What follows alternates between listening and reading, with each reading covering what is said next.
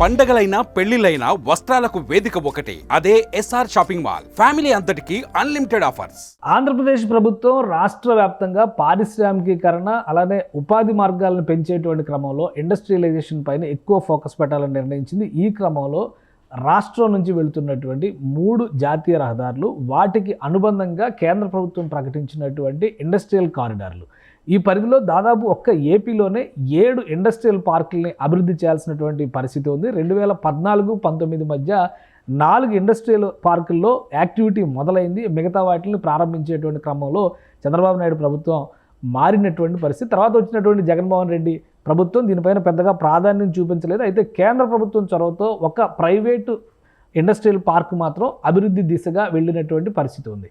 So ఇప్పుడున్న పరిస్థితుల్లో రాష్ట్ర ప్రభుత్వం మొత్తం ఇండస్ట్రియల్ కారిడార్ మార్గాల్లో కేంద్ర ప్రభుత్వం అలాట్ చేసినటువంటి ఇండస్ట్రియల్ పార్కులు అన్నిటిపైన దృష్టి పెట్టాలని ఒక నిర్ణయం తీసుకుంది. ఆ నిర్ణయాన్ని అమలు చేసేందుకు కావాల్సినటువంటి చర్యలు చేపట్టాల్సిందిగా అధికార యంత్రాంగానికి ముఖ్యమంత్రి చంద్రబాబు నాయుడు ఆదేశాలు జారీ చేశారు. ఈ ఇండస్ట్రియల్ పార్కులు ఎక్కడెక్కడ ఏర్పాటు కాబోతున్నాయి, వీటి వల్ల వచ్చేటువంటి ప్రయోజనాలు ఏంటి, రాష్ట్రంలో ఆర్థిక అభివృద్ధి, పారిశ్రామిక అభివృద్ధికి ఇవి ఏ విధంగా తోడ్పడే అవకాశం ఉంది, ఒకసారి విశ్లేషించేటువంటి ప్రయత్నం చేద్దాం. ముందుగా జియోగ్రఫికల్గా చూస్తే కనుక ఆంధ్రప్రదేశ్లో వెళుతున్నటువంటి రహదారి మార్గాల ప్రకారం ఇండస్ట్రియల్ కారిడార్లని ఏపీ సర్కార్ అనౌన్స్ చేసింది.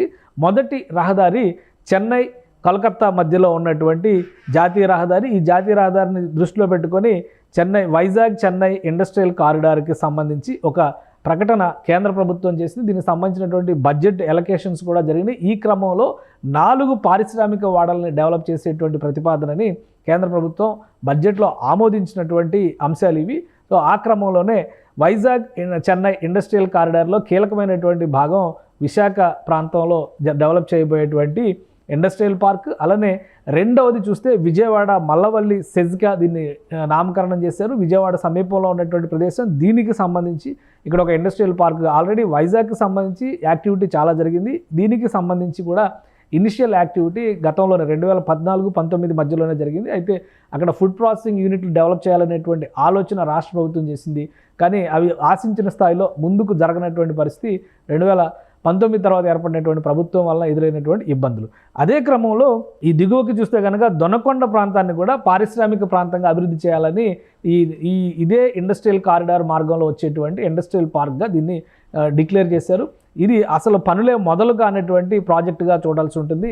ఇప్పుడు కొత్తగా ఈ ప్రభుత్వం, కూటమి ప్రభుత్వం ఈ ప్రాంతంలో కూడా యాక్టివిటీ మొదలెట్టాల్సిందిగా అధికారులకి ఆదేశాలు జారీ చేసింది. ఇక ఈ క్రమంలో వచ్చేటువంటి మరొక ప్రాంతం చిత్తూరు నాడ్గా దీన్ని నామకరణం చేశారు. శ్రీ సిటీ తదితర ప్రదేశాలన్నీ కూడా ఈ ప్రాంతంలోనే వస్తాయి. ఇక్కడ ఎలక్ట్రానిక్స్కి సంబంధించినటువంటి హబ్లు, మ్యానుఫ్యాక్చరింగ్ ఇండస్ట్రీస్ని డెవలప్ చేయాలనేటువంటి ఆలోచన గత ప్రభుత్వం చేసింది. ఈ క్రమంలోనే మైక్రోమాక్స్ లాంటివి అనేక ప్రైవేటు చిప్ మేకింగ్ సంస్థలు, సెల్ ఫోన్ తయారీ సంస్థలని ఇక్కడికి గత ప్రభుత్వ హయాంలో అంటే 2014-19లో తీసుకొచ్చింది. ఇది యాక్టివ్గా ఉన్నప్పటికీ కూడా ప్రస్తుతానికి ఇక్కడ కార్యకలాపాలు శ్రీ సిటీలో జరిగినంత ఎక్కువగా టోటల్ ఇండస్ట్రియల్ పార్కుల్లో జరగడం లేదనేది అభిప్రాయం. సో ఇది విశాఖ చెన్నై కారిడార్లో ఉన్నటువంటి పరిస్థితి. ఇక బెంగళూరు చెన్నై కారిడార్ పరిధిని చూస్తే కనుక బెంగళూరు చెన్నై కారిడార్, అలానే హైదరాబాద్ బెంగళూరు కారిడార్, ఈ 3 కారిడార్లకి సంబంధించినటువంటి ప్రాంతం. వీటిని ఇంటర్లింక్ చేస్తూ పుట్టపర్తి ఒకటి, కొప్పర్తి ఒకటి, ఓర్వకల్ ఒకటి. ఓర్వకల్కి సంబంధించి ప్రభుత్వం ఈ బడ్జెట్లోనే అంటే 2024-25 బడ్జెట్లోనే కొన్ని ఎలకేషన్స్ చేసింది. దాని ప్రకారం ఇక్కడ ఇండస్ట్రియల్ మ్యానుఫ్యాక్చరింగ్ అలానే డ్రోన్ ఇండస్ట్రీని తీసుకొచ్చేటువంటి ప్రయత్నాల్లో భాగంగా రాష్ట్ర ప్రభుత్వం ఇప్పటికే కొన్ని పనులు చేపట్టింది. అదే క్రమంలో కొప్పర్తి ఇండస్ట్రియల్ పార్క్ కూడా ఇనిషియల్గా ప్రారంభోత్సవాలు చేసినప్పటికీ అక్కడ పూర్తి స్థాయి అలాట్మెంట్లు జరగలేదు. ఇక పుట్టపర్తి నాడ్ పైన కూడా పెద్దగా దృష్టి పెట్టినటువంటి పరిస్థితి లేదు.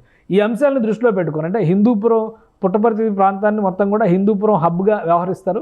సో ఈ అంశాన్ని దృష్టిలో పెట్టుకొని రాయలసీమలో ఉన్నటువంటి ఈ 3 ప్రధానమైన ఇండస్ట్రియల్ పార్కుల్ని స్ట్రెంథన్ చేయాలనేటువంటి నిర్ణయం తీసుకుంది. ఇప్పటికే చిత్తూరు నాడు పైన ఫోకస్ ఎక్కువగానే ఉంది. అక్కడ వస్తున్నటువంటి పరిశ్రమలకి తోడుగా అదనంగా ఎలక్ట్రానిక్స్, మ్యానుఫ్యాక్చరింగ్స్కి సంబంధించినటువంటి పరిశ్రమలు తీసుకురావడం పైన అధ్యయనం చేయాల్సిందిగా రాష్ట్ర ప్రభుత్వం ఇప్పటికే ఆదేశాలు జారీ చేసింది. ఇక ప్రకాశం జిల్లా పరిధిలోకి వచ్చేటువంటి దొనకొండ, పూర్తిగా దొనకొండకు సంబంధించినటువంటి ఇండస్ట్రియల్ పార్క్ డెవలప్మెంట్ని ప్రత్యేక కేటగిరీ కింద చూడాలి. అక్కడికి తీసుకురావాల్సినటువంటి పార్కులు అలానే రాబోయేటువంటి రోజుల్లో విమానాశ్రయ నిర్మాణానికి సంబంధించినటువంటి ప్రణాళికలను కూడా అమలు చేయాలని చెప్పని ఆంధ్రప్రదేశ్ ప్రభుత్వం ఆలోచన చేస్తుంది. మొత్తం ఈ 7 ఇండస్ట్రియల్ పార్కులకి సంబంధించినటువంటి సమగ్ర నివేదికను తయారు చేయాల్సిందిగా రాష్ట్ర ప్రభుత్వ అధికారులకి ముఖ్యమంత్రి చంద్రబాబు నాయుడు ఆదేశాలు జారీ చేశారు. అతి త్వరలో ఈ ప్రాసెస్ మొదలు పెట్టకపోతే 2025 ఆర్థిక సంవత్సరం 2025-26 బడ్జెట్కి సంబంధించి ఎలొకేషన్స్ కూడా పారిశ్రామికీకరణకు సంబంధించి రాష్ట్రంలో అన్ని ప్రాంతాలని కవర్ చేసేటువంటి ఈ పార్కుల పారిశ్రామికీకరణకు సంబంధించి ఒక సమగ్ర విధానాన్ని రూపొందించి అమల్లోకి తీసుకొచ్చేటువంటి ప్రయత్నాన్ని ఆంధ్రప్రదేశ్ ప్రభుత్వం చేస్తోంది. ఆ క్రమంలోనే ఈ పార్కుల పైన ప్రత్యేకంగా రాష్ట్ర ప్రభుత్వం దృష్టి సారించింది. సుమన్ టీవీలో మీ పర్సనల్ అండ్ బిజినెస్ ప్రమోషన్స్ కోసం కింది నెంబర్కి కాంటాక్ట్ చేయండి.